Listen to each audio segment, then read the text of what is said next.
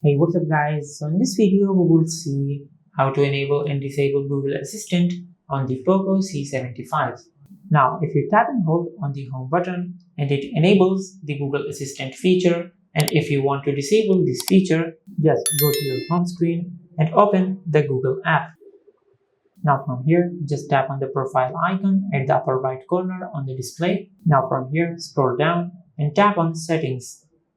Now from here, scroll down and tap on Google Assistant.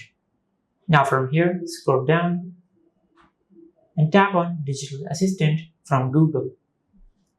Now from here, scroll down and tap on You can turn off your Digital Assistant from Google. Now from here, just tap on Turn off.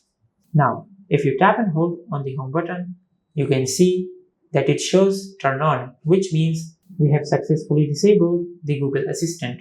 Now, if you want to turn it back on, just tap on Turn on and it will enable the Google Assistant.